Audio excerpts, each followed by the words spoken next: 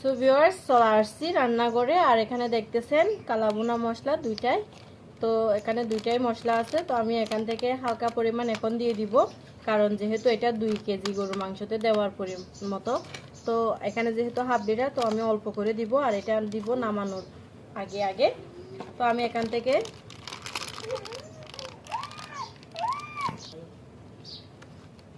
এখানে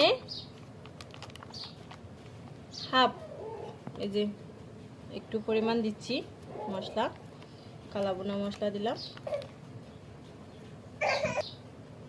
তো আমি এখানে অর্ধেক পরিমাণ দিচ্ছি মশলা। তো আমি এগুলা দিয়ে মাখা মাখা করে নিচ্ছি মাংসগুলা, যেহেতু আর লাগে কিনা দেখতেছি।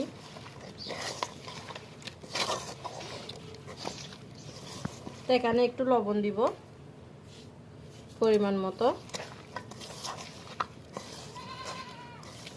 করে দেওয়া যাবে, কিন্তু বেশি দিয়ে গেলে খাওয়ার মতো থাকবে না।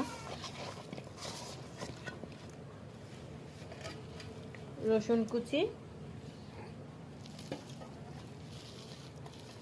পেঁয়াজ কুচি দিয়ে দিচ্ছি আমি, পেঁয়াজ কুচি পরিমাণ মতো। সব কিছু আমি আগে থেকেই তৈরি করে রাখছি। একটু দিয়ে দিচ্ছি টমেটো কুচি।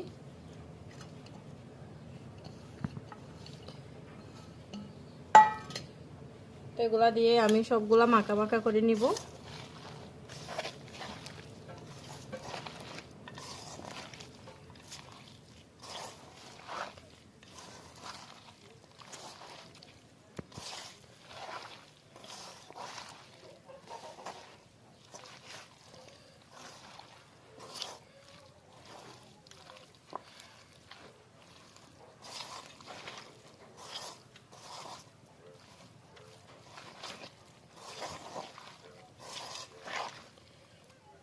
এই যে এখন এগুলা তুলে দিব চুলার উপর। আর একটু তেল দেব পরিমাণ মতো।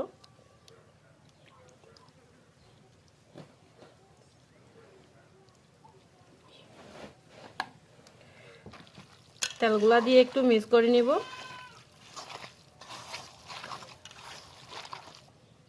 আমি এখানে 1 গ্লাস পানি দিয়ে দিচ্ছি, যেহেতু এটা দিয়ে তুলে দিব।